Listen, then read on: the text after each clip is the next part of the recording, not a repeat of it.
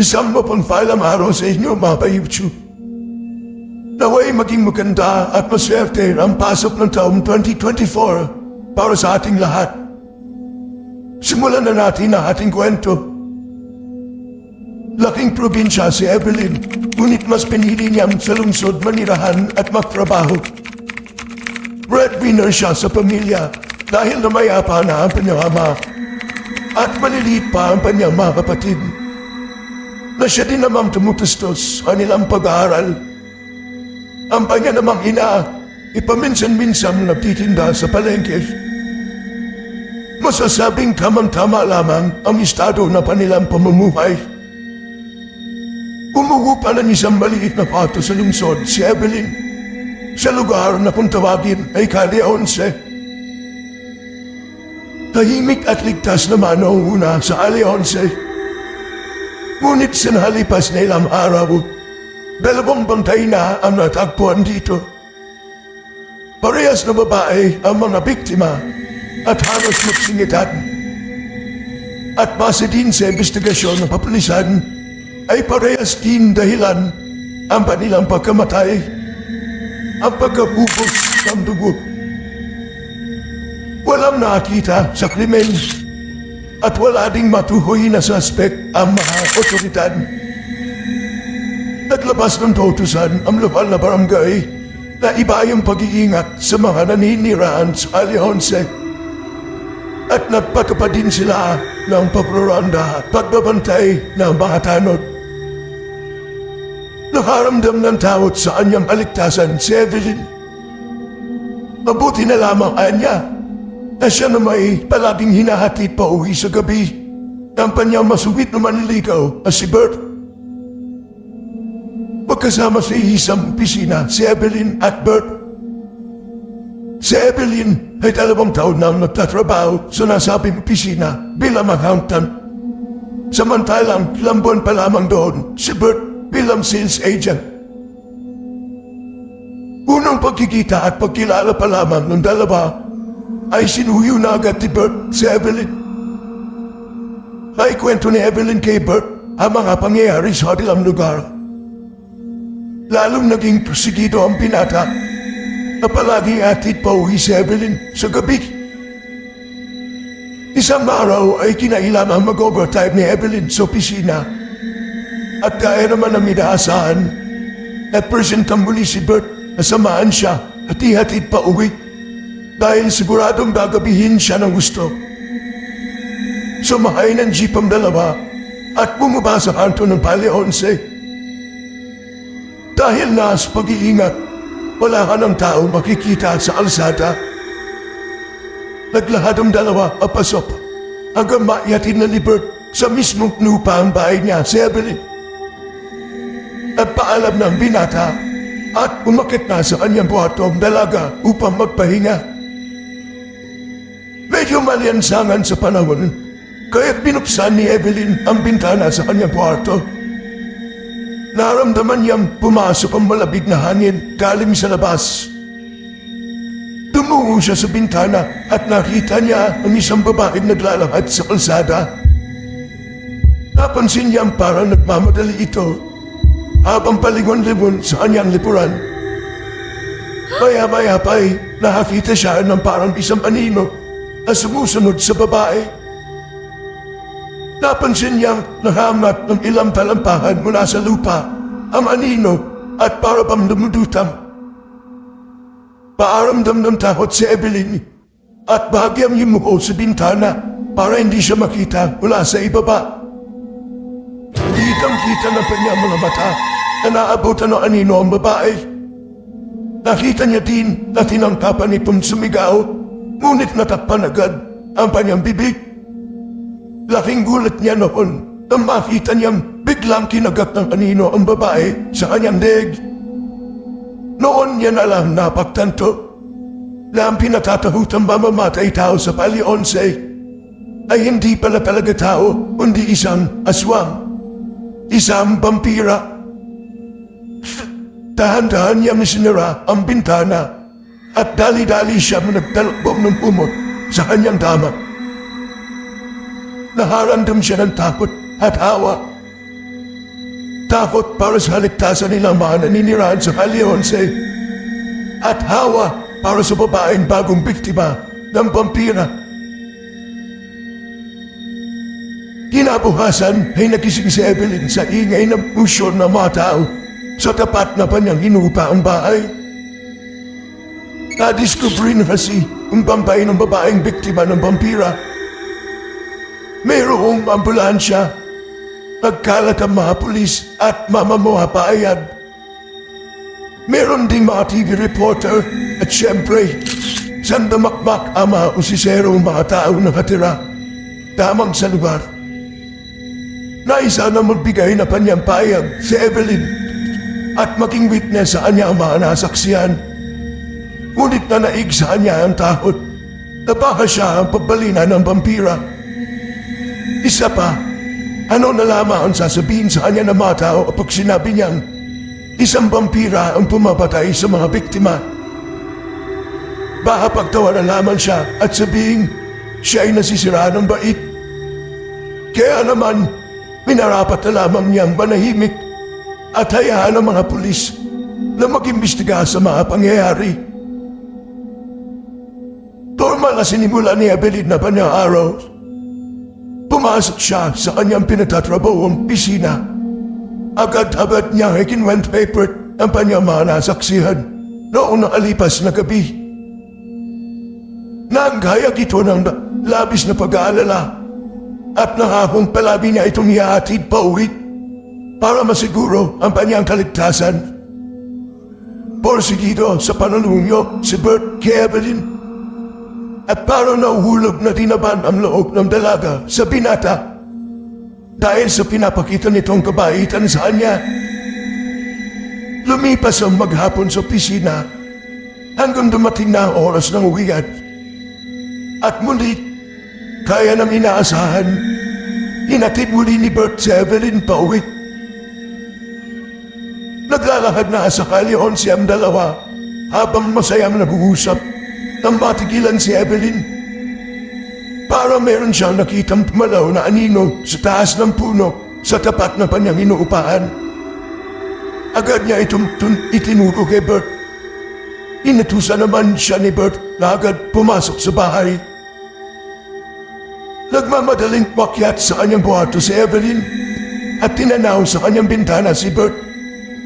Nakita niyang buong tapang nitong nakatingala sa taas ng malaking puno sa tapat na kanyang bahay. Titig na titig ito at nahabam sa kung anong panganib ang magbumula dito. Lumipas ang ilang sandali at nang walang nangyaring anuman, niligaw ni Bert si Evelyn sa kanyang bintana. Matamis itong umiti, umaway at napalab na. Napangiti din naman si Evelyn at kumaway din sa binata. Sinundan niya ng tanaw ang paglakad papalayo ni Bert. May ngiti pa din sa mga labi ng dalaga at pinabalak niyang ibigay na kanyang matamis na oo kinabukasan sa opisina. Naisip niya ring ikatutuwa ng kanilang mga office mates na maging sila dahil bagay na bagay daw sila ayon sa kanila. Maya-maya biglang tigilan si Evelyn. Nakita niyang gumalabang sa hanang puno at nakakita siya muli ng anino mula naman sa taas nito. Dali-dali niya misnara ang bintana sa kanyang kwarto. Napatalon siya sa kanyang kama at nagtalakbong ng gumot. Mahailang beses siyang dasal ng paulit-ulit. O sana siyang isunod na biktima ng vampira. Ilang sandali pa ay kumalma na ang dalaga at siya'y napatulog na mahimbing. Hinabukasan ay excited na gumisid si Evelyn. Ngayon niya na kasi balak sagutin ang kanyang manliligaw na si Bert. Alam niya kasing magtatatalo nito sa tuwa at sigurado rin namang matutuwa din ang kanyang mga kaibigan sa opisina. Agad siyang sinalubong ni Bert. Pagdating niya sa kanyang pinapasupan, kinamusta ang kanyang gabi at wala bang masamang nangyari nung pagdalis niya. Sumagot si Evelyn na wala naman At agad din niyang sinabi kay Bert na pumayag na siyang sila'y maging magkasintahan.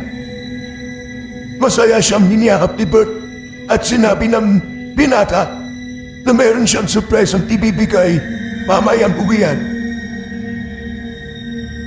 Mabilis na lumipas ang maghapon sa opisina ni Evelyn. Hindi siya mapakali at sobra siyang excited na malaman kung ano yung surprise ang tinutukoy ni Bert. Hinapos ng dalawa pa nilang 2 oras na overtime at sabay na silang umuwi ang +8 ng gabi. Paghinto ng sinakyan nilang jeep sa arte ng Pale 11 ay inalalaya ni Bert si Evelyn sa kanyang pagbaba. Mula nooy, magkahawa kamay na silang naglakad papunta sa inuupahan ng dalaga. Ano ba yung ibibigay mo sa akin na sorpresa? Malapit na tayo sa bahay ko, sabit ni Evelyn. Sige, eto na nga yung sorpresa ko, pugo ni Bert. Nagulat si Evelyn dahil naramdaman niyang biglang lumabig ang palad ni Bert. At nang tignan niya sa mukha ang binata para tanungin, lalo siyang nagulat dahil nagtiba ang anyo nito. Nandidisi ka mahamata, biglang tinubuan ito na ang mga pamil. Bumitaw sa pagkakahawa kamay si Evelyn at siya'y napahiyaw at napatras. Gusto niyang sumigaw muli, ngunit parang biglang walang boses na lumalabas sa kanyang bibig. Gusto niyang tumakbo, pero parang bigla siya nang hina. Nakita niyang biglang umangat na kilampalan mula sa lupa si Bert at siya'y lumutang. Doon niya napagtanto na si Bert pala ang kanino nakita niyang bumibiktima sa mga babae. Siya pala ang bumpira ng Kali 11. Biglang parang nanlambot at nanghina si Evelyn sa kanyang natuklasan. Napasundan siya sa puno sa tapat ng kanyang bahay. Lumutang papalapit si Bert at siya'y sinupol. Ito ang sorpresa ko sa iyo, Evelyn. Ang gawin tang immortal gaya po. At mangkakagatin na siya ni Bert nang mula sa taas ng puno ang may mga kamay at umampot sa kanya. Anong ginagawa mo dito? Bakit dito ka nang bibiktima? Bigkas nilagim. Nang makita siya ni Bert, ay baka sa mukha nito ang takot. Isang kisap mata ay nagbago ito ng anyo at naging panichi. Nagmamadali itong lumipad palayo at sabay tumakas.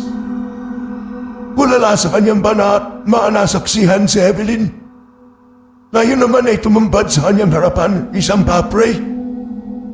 Siya pala yung kanino na nakita niya sa taas ng puno. Huwag kang matakot at mag-alala. Hindi na babalik dito yung aswang na yun. Takot sa akin yun eh. Bigkas nilagim. Paupo na lamang si Evelyn. Parang gusto niyang himatayin ng mga oras na iyon. Maya-maya lamang ay isa na namang anino ang banyaw nakita pa palapit sa kanya. Muli ay gumapang sa kanya ang kilabot. Ilang hakbang pa at naaninag niya kung sino ang paparating. Ito pala, si Manay Babushka, ang manikurista sa anilang lugar. Ang original o OG na vampira ng Bale 11. Hanggang sa muli mga YouTube. Kita-kits!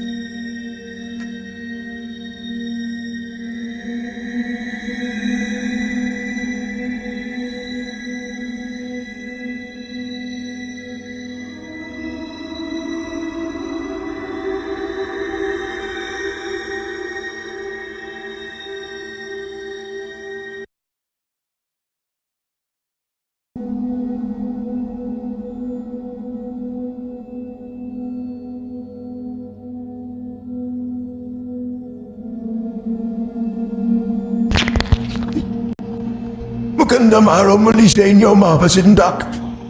Narito muli ako, si Tanda, para maglahat ng panibagong kwento. Nagpasya si Dan na mag-out of town para tapusin ang ginagawa niyang nobela.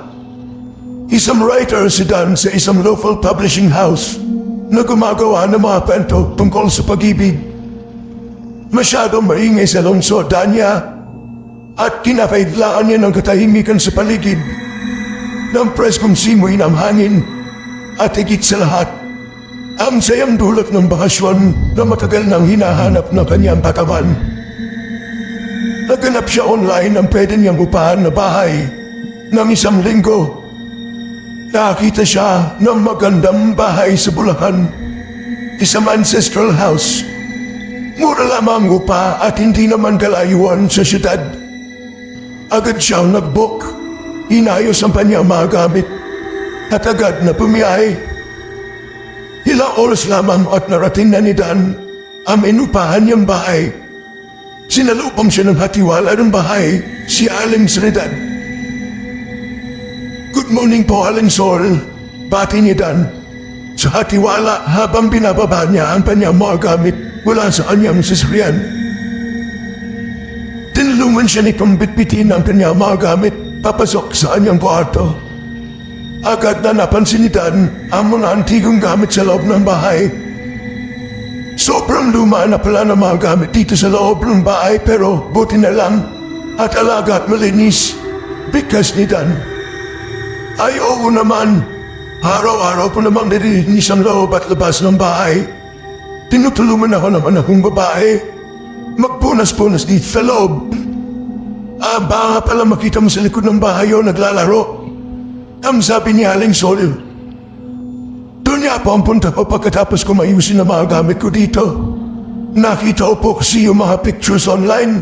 Ang ganda po nung sa likod," ang sabi ni Dan. Agad niya nila pag-agsama ang kanyang daladalang mga bag at inayos ang iba pa niyang gamit at lumabas na siya sa kanyang kwarto at pumunta sa likod ng bahay. Doon niya kasi balak dalhin ang kanyang laptop para doon tapusin ang kanyang ginagawang nobela. Pagdating niya sa likod bahay ay agad niya nakita ang isang batang babae naglalaro.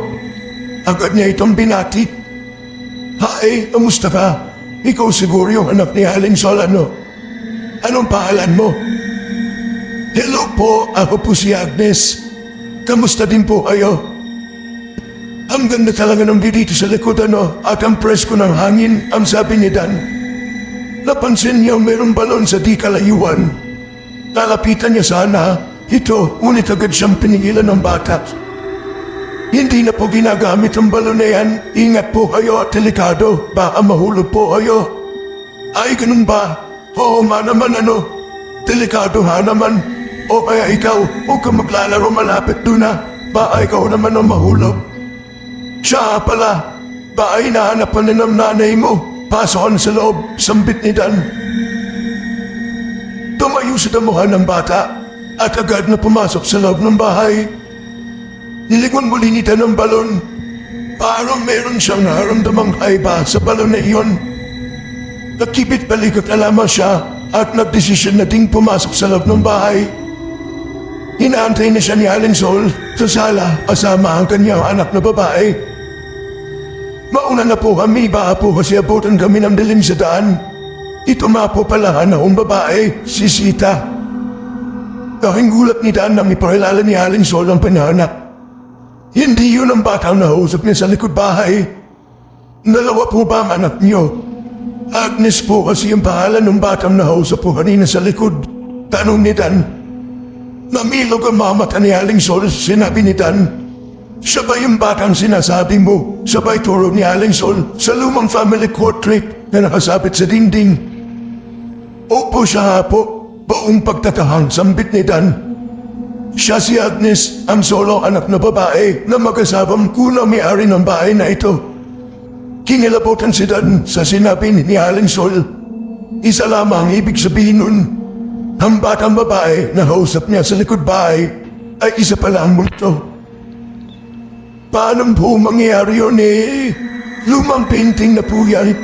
Kanina po lang po siya nakausap. Tila nalilitong sambit ni Dan. Maupo ka muna at meron na akong ilalahad na kwento to sa iyo tungkol sa bahay na ito. Tugo ni Aling Sol. Ang bahay na ito ay pag-aari ng mag-asawang Delgado. si Arturo at Celia, at ang kanilang solong anak na babae na si Agnes. Sinasabing mabuting tao ang mag-asawa. Pareho silang doktor. At noong panahon na iyon, ay madalas silang manggamot na libre sa mga kapuspalad. Panahon iyon ng pananakop na mga Hapon. Sinusuyod nila ang mga bayan upang tugisin ang mga pinaghihinalaan nilang miyembro ng kilasan laban sa kanila.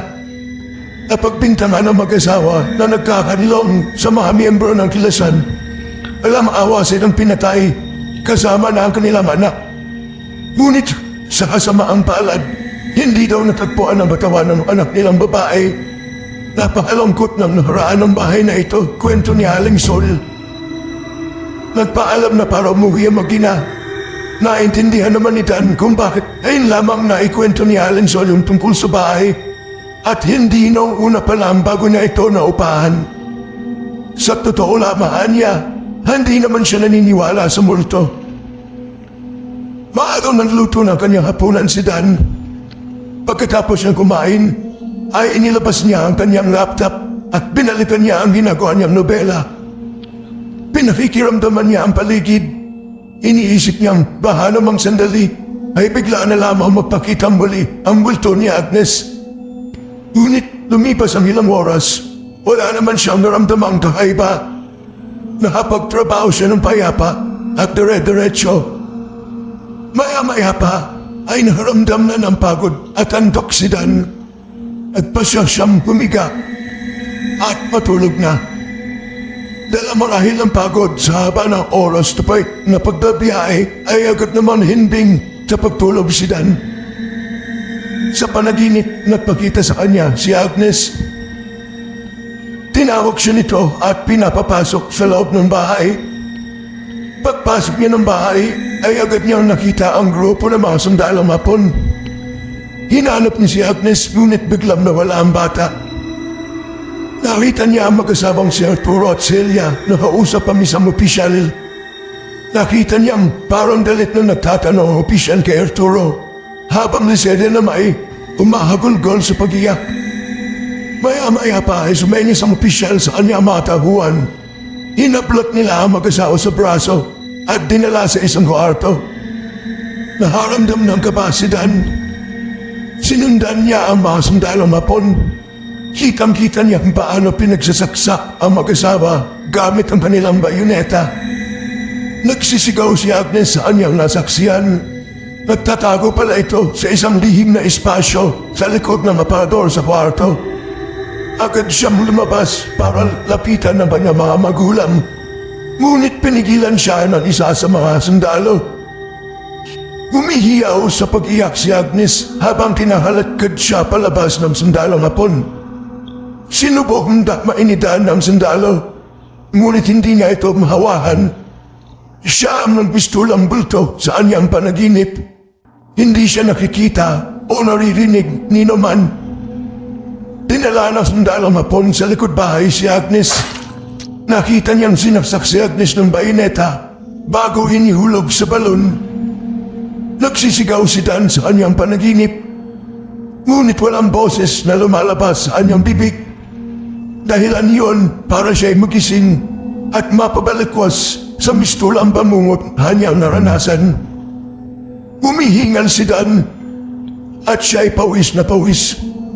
Kung totoo ang kanyang mga nasaksiyan sa kanyang panaginip, lubhang nakakahawa ang sinapit ng pamilya sa amay ng mga sundalong Hapon. Sa kanyang pagkakapo sa gilid ng kanyang kama ay mayroong napansin si Dan. Ang aparador sa kanyang harapan ay ang aparador ang nakita niya sa kanyang panaginip. Iginala niya ang kanyang mga mata. Sa kabuuan ng kanyang kwarto, hindi siya maaring magkamali. Ang kwarto sa kanyang panaginip kung saan pinatay ang mag-asawa at ang kwarto niya ay isa. Tumayo si Danny at lumapit sa aparador. Kung di siya magkahamali, ay mayroong maliit na espasyo sa likod nito kung saan nagtago doon si Agnes. Bahagya niya itong iniusog at totoo naroroon ang maliliit na espasyo. Kung tutusin, hindi halos halata ang maliit na pintuan ng espasyo. tinulak na ito at bumuhos ang munting pintuan. Kahit may konting pag-aalinlangan ay pinasok ito ni Dan.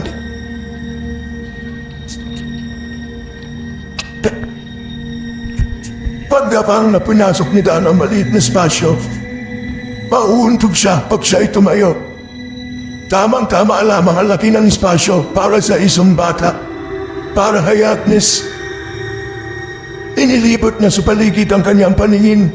Nakakita siya ng maliliit na plato-platuhan at isang manika.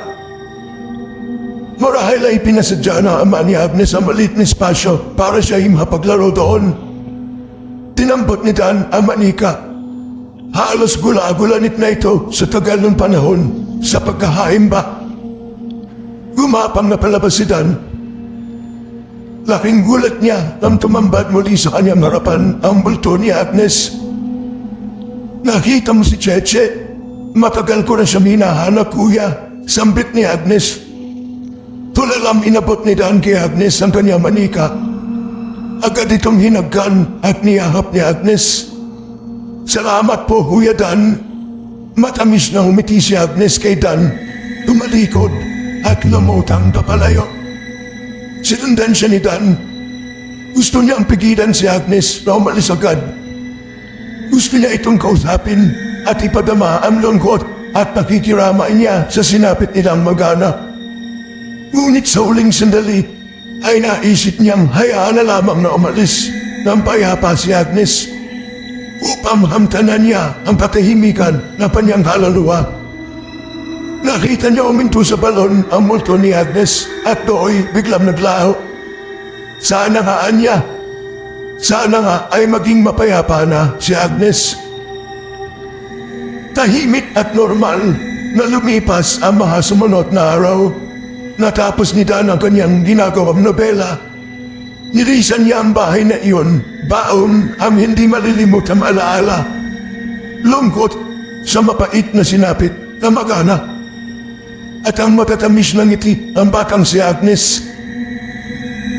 Sana iniibigan niyo ang kwentong nilahad ko sa inyo ngayon.